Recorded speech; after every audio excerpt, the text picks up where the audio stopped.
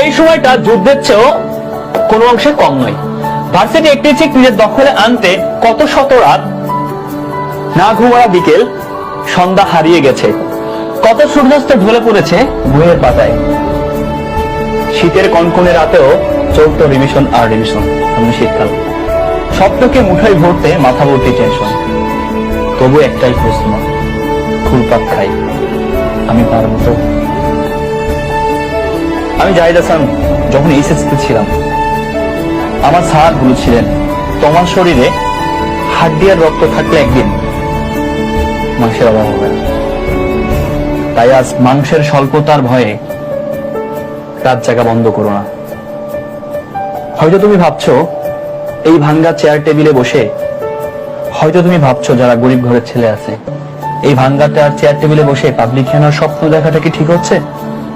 উত্তরে আমি তোমার জাহিদ ভাই বলছি, আমি নিজেও একদিন এভাবে স্বপ্ন দেখেছিলাম।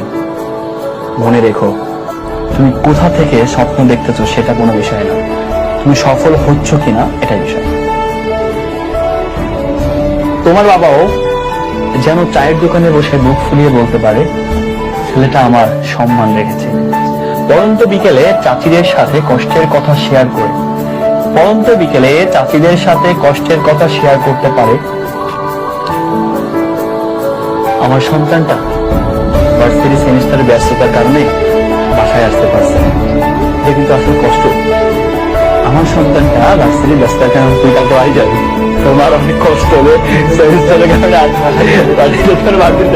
একটি মধ্যবিত্ত পরিবারের সন্তান হিসাবে স্টুডেন্ট লাইফে পাবলিক বিশ্ববিদ্যালয় মাথা জোগাড় আশ্রয় কেন্দ্র।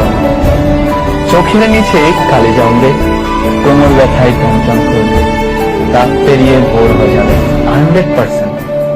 আর এই কথাগুলো সে কোথায় নোট করে রাখবে? এইখানে। এইটা তার 4টা মাসের পড়ার রুটিন। যখন তার কোমর ব্যথা করে রাত 5টা লিখে রাখবে, 5টা অ্যাকাউন্টিং শেষ করলাম, 4টা মাস লিখে রাখবে, তার সফল হবে, সে মানুষকে এটা দেখাবে আমি জানি। এইটাও আমরা কুরিয়ার হিসেবে দিয়ে দিচ্ছি স্টুডেন্টদেরকে।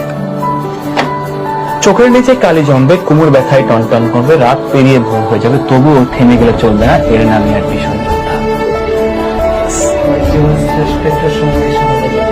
আসলে তুই আমাকে একটা কথা বলছিলি যে আমার আমি সাবান কিনছিলাম কিন্তু আসলে কোন দিন লাগাইছিলাম এটা বোঝা। এখন কিন্তু তোর দেখ কি বলবো, এখন